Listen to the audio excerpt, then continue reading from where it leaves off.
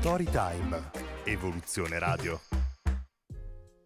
Buongiorno a tutti, bentornati su Storytime, sempre in compagnia di Alessandro, ma anche sempre in compagnia di un ospite, ovvero di Claudio Marai, che conosceremo un po' durante la nostra intervista, però prima di presentarvelo io vi ricordo, come al solito, le nostre pagine social, quindi la pagina Facebook Storytime Official e quella Instagram Storytime_ufficiale. Ma io mi taccio immediatamente e do subito il benvenuto al mio ospite. Ciao Claudio, benvenuto. Ciao, grazie. Come stai Claudio? Tutto bene. Tutto bene, prima volta in radio? Prima volta in radio. Prima sì. volta in radio, dai, allora rompiamo subito il ghiaccio, Claudio, perché io qua vedo scritto Dev Interface. Sì. Che cos'è? Dev Interface è l'azienda che ho fondato nel 2010 con il mio socio Stefano Mancini.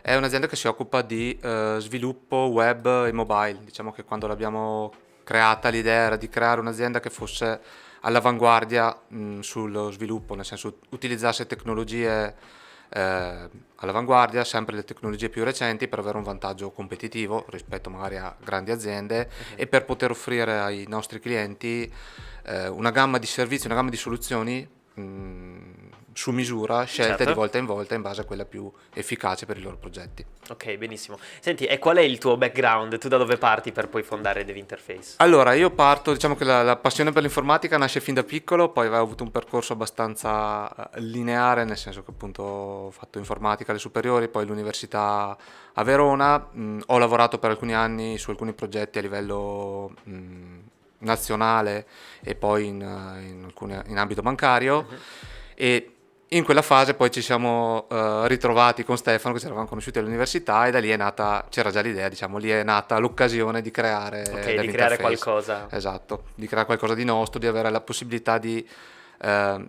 dare il meglio delle nostre Certo. competenze e capacità, insomma. Giustamente. Senti, e quindi quali sono i servizi che potete offrire? Allora, i servizi che offriamo noi spaziano in tutto quello che è la gamma di sviluppo di soluzioni su misura in ambito web e in ambito mobile.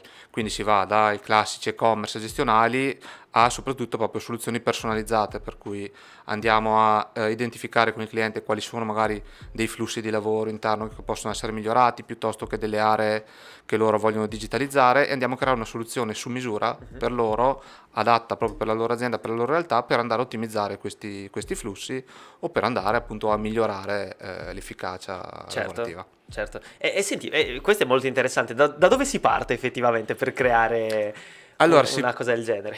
Sì, si parte sempre con un'analisi, diciamo. Ok. Quindi la prima parte è fare un'analisi con il cliente, capire quali sono le sue esigenze, capire quali sono gli attori coinvolti nel progetto, per poi andare a delineare quella che può essere una possibile soluzione, un'architettura software che può supportare il progetto, e da lì poi si va a scegliere la tecnologia più adatta, Ok. e quindi si parte con lo sviluppo e tutta la progettazione. Ok, benissimo. Senti, vedo qua anche Everylog, giusto? Sì, Everlog, Che cos'è? allora, diciamo che noi, siccome non ci bastava sviluppare software per i clienti, negli anni abbiamo sempre sviluppato dei prodotti nostri, un po' come strumento per studiare nuove tecnologie e un po' per creare dei prodotti. Everlog è l'ultimo prodotto che abbiamo creato, quello un po' più importante, ed è un sistema, una piattaforma di aggregazione e smistamento di notifiche per eventi che arrivano da diversi processi aziendali, da diverse fonti software, diciamo. Ok. Quindi in due parole, diciamo, permette di raccogliere notifiche che arrivano da software diversi, centralizzarle in un unico punto e poi indirizzarle alle persone di riferimento. Faccio un brevissimo esempio. Vai. Prendiamo il caso di un e-commerce in cui arriva il nuovo ordine, deve arrivare la notifica dell'ordine alla logistica per gestirlo, mentre la notifica del pagamento magari va all'amministrazione, piuttosto che si verifica un baco nel software, quindi va aperta una Ok. notifica allo sviluppatore piuttosto che al supporto tecnico. Sì. Quindi Everlog permette di aggregare tutte queste notifiche, appunto anche magari da software diversi, e indirizzarle e gestire la distribuzione poi delle notifiche in tempo reale su un'app mobile. Ah, ok, quindi direttamente Sì, su app. c'è una piattaforma web e poi si ricevono le notifiche in app. Perfetto, perfetto. E quindi chi potrebbe usufruire di di Evrilog? Allora, i servizi, diciamo, i settori che potrebbero essere interessati sono molteplici. Appunto, ho citato il caso dell'e-commerce, ma potrebbe essere anche il caso dell'IoT, dove magari ho dei sensori che mi rilevano, che ne so, la temperatura piuttosto che delle variazioni di qualche valore, e devo essere notificato in tempo reale. Quindi anziché ricevere la mail che magari la vedo, non la vedo, ma chissà su che indirizzo va, mi arriva una notifica sul telefono Perfetto, e intervengo immediatamente. quello è il concetto. Piuttosto che appunto anche noi stessi come azienda di sviluppo lo usiamo internamente per delle notifiche su eventi che accedono in varie applicazioni, applicazioni dove ci sono dei pagamenti, per cui devo essere notificato quando il pagamento va a buon fine, ma soprattutto se un pagamento non va a buon fine, perché devo verificare cosa è successo. Quindi avere queste notifiche in tempo reale tutte in un'unica applicazione, anche se arrivano da sorgenti diverse, è sicuramente un vantaggio. E semplifica la gestione, insomma. Giustamente, certo. Senti, vedo qua una bella domanda, che è quella dei progetti in corso. Oltre a Evrilog, a cosa altro state lavorando? Allora, adesso stiamo lavorando a diversi progetti di nostri clienti, chiaramente in vari ambiti, per cui spaziamo in vari settori, andiamo dall'editoria alla gestione degli studenti internazionali per un nostro cliente, bello. piuttosto che un progetto su una ONG, che lavora in ambito internazionale, che segue vari progetti. Abbiamo sviluppato anni fa un software per loro, adesso stiamo sviluppando dei sistemi evolutivi.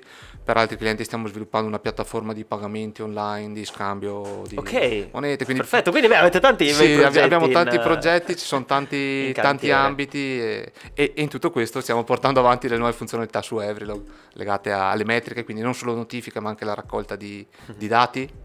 E quindi per poterli poi vedere con dei grafici, vedere lo storico nel tempo, piuttosto che l'integrazione anche no code, diciamo, quindi senza competenze di codice, su alcune piattaforme di pagamento piuttosto che e-commerce. Perfetto, beh, insomma, tante cose. Senti, all'inizio mi hai detto è nata Dev Interface con l'idea di lavorare sempre con le nuove tecnologie. Sì. Ok, però in ormai quant'è? Più di 10 anni, giusto? Sì, 14 anni ormai 14 anni. È cambiato tanto il mondo della tecnologia. Come è cambiato rispetto a quando avete iniziato? Allora, è cambiato tanto ed è il bello e il brutto del nostro lavoro è in continua evoluzione, nel senso che bisogna continuamente studiare. Diciamo che quello che abbiamo visto noi è che siamo partiti con dei framework che in quegli anni là erano innovativi, come può essere Ruby on Rails, e con la metodologia di sviluppo agile, quindi il fatto di andare a lavorare con degli sprint, delle interazioni costanti con il cliente, eccetera, che abbiamo visto che ci dà un vantaggio. Questa è una cosa che poi abbiamo portato avanti. A livello tecnologico, chiaramente sono uscite tante nuove tecnologie, per cui noi diciamo che ogni anno, ogni 2 anni introduciamo un nuovo qualcosa linguaggio, di nuovo. quindi adesso lavoriamo con una decina di linguaggi diversi, a seconda del progetto andiamo a scegliere. Abbiamo introdotto Go, stiamo introducendo Elixir, poi diciamo, quando siamo partiti il mobile era una cosa minimale, adesso è esplosa parecchio, per cui anche lì ci sono state varie tecnologie negli anni che ci sono avvicendate, quindi abbiamo provato prima con una, poi con un'altra, poi adesso abbiamo trovato forse una strada, diciamo, si sono evolute le tecnologie, quindi abbiamo trovato le tecnologie che sono più stabili e danno delle prestazioni migliori. Quindi diciamo l'evoluzione è costante, ogni giorno c'è qualcosa di nuovo, ogni giorno c'è qualcosa da imparare, e questo è anche il motivo per cui andiamo a sviluppare dei progetti nostri, perché appunto ci servono per sperimentare le tecnologie per poi poterle offrire ai nostri clienti. Certo. Allora a questo punto, Claudio, io ricordo i vari contatti che vedo qua e stanno scorrendo anche in sovraimpressione, tra tutti il sito web www.devinterface.com, poi Devinterface SRL su LinkedIn, su Facebook, Instagram, un po' dappertutto, insomma. Claudio, purtroppo siamo arrivati anche alla fine della nostra chiacchierata, io ti devo salutare, però è stato un piacere averti avuto qua con me. È stato un piacere anche per me. Alla Grazie prossima, mille. ciao. Storytime, Evoluzione Radio.